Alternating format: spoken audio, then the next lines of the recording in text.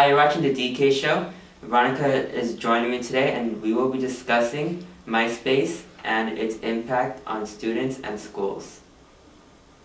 Well, I definitely spend way too much time on Myspace throughout the week, and I definitely think it interferes with my studies, but I don't know if, I never go on at school, which is another bad thing. Some people are always on Myspace at school, and when I need to do something here, it's always packed with people just sitting there on Myspace, not doing work. Do you think if you took the people out that are using the computers at school just for Myspace, do you think there will be a really big difference in how people turn in their homework on time and stuff like that? Definitely. Just yesterday I tried to go in there and print something and everybody was on MySpace and I couldn't get on there just to print it. It would have taken me like a minute, not even that, to just print out something, and I couldn't because people were on MySpace and I ended up being late for class. Do you think Myspace causes a lot of drama between students? Yeah, actually, a lot of people going around talking like rumors, spreading rumors, just stupid little comments that other people just happen to read, and then it's just like they just get mad at each other because they misinterpret it, and it's just a lot of drama. It's more drama than what you need, but it's still like, for some reason, it's kind of addictive.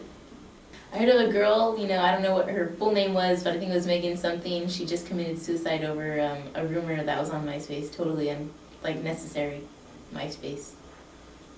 Do you think that it was a shame that she committed suicide over what somebody said online? Yeah, it was pretty stupid. Yeah. I read on November 6th on the Ann Arbor News that 5 students of Belleville High School were expelled because apparently they posted pictures of themselves with drugs, cash, and rifles on MySpace. That's not fair. MySpace should be considered private, and I know it's not, it's a network, but it's still like a personal thing, and if you want to put something on your MySpace, you have every right to do. Tom, the creator of MySpace, he has rules that everybody has to follow to be on MySpace, and if they weren't kicked off by MySpace, on MySpace by Tom, why did the school suspend him? They shouldn't have taken offense to that. Do you think some schools are hypocritical because they make their own MySpace and yet they condemn students that have MySpaces? It's hypocritical, but it's also benefiting the students as well for the school to have, their own MySpace, because then you're able to, keep in contact with your schools through events, student activities, whatever, you're able to keep in contact with the school. When you have a ton of homework to do and you just don't want to do it and you just kill time, do you find yourself just killing time on MySpace? A lot. A lot of wasted time has gone to MySpace, something that is totally unnecessary, that didn't need to be done. Just being on MySpace, listening to music just because you can, it's on MySpace, it makes it so much more easier to not study than what you could probably be doing. So, say you come to school and you need to use a computer for a paper that's worth 30% of your grade. And you see about 90% of all students, they're just on the computer, just taking up space and just using their MySpace. Do you think it's unfair to those students that actually need to use a computer? Definitely. I go on my MySpace a lot, but I definitely try to keep it at school or at home. I separate the two. I keep MySpace at home, and if I need to do schoolwork or anything, I'll just email it to myself or something and open it here and then continue working on it over here. But sometimes you can't do that because so many people are on MySpace doing nothing, not school related. But someone can make the argument that you can just bring your own computer to school and do your work on your own computer.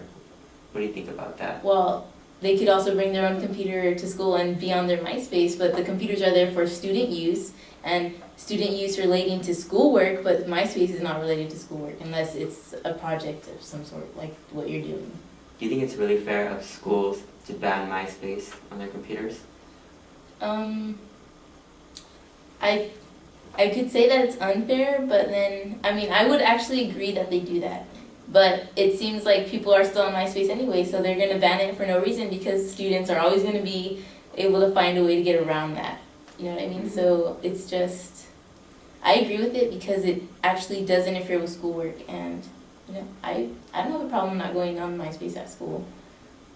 Do you think this one website has so much influence on everybody that has one? I think it definitely has the power to influence people that have the MySpace, what you choose to do, and I mean, I don't know, it's just how the person is. That the MySpace itself isn't bad, it's the people that use it and they create it into something that's not what it's meant for.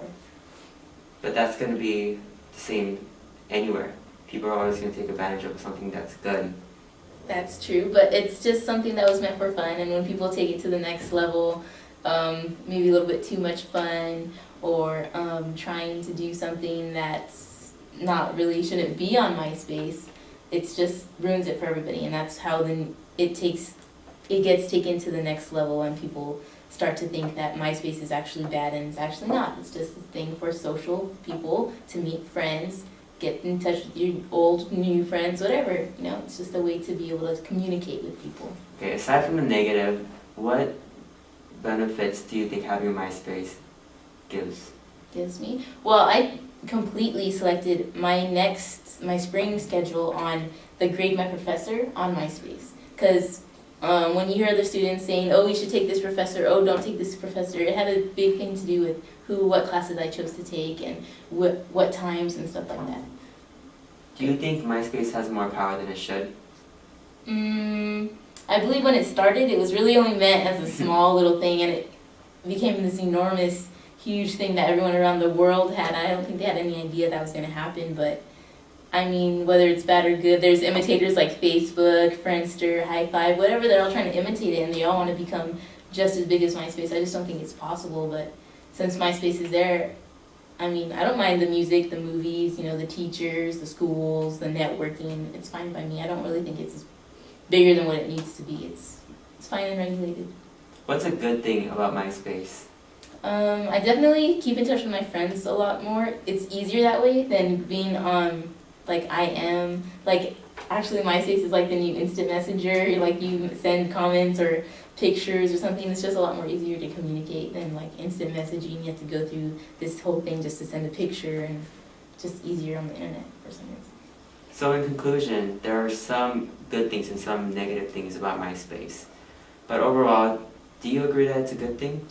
I would. If you use it right, there's no reason it should be a negative thing. It's definitely a positive thing. Way easy to communicate, easy to use, and it's just safe if you use it properly. So that has been the DK show, and thank you, Veronica, for joining me. You're welcome. And our next show will be on Thursday at 3 p.m., so don't forget to tune in. Bye, guys. Bye.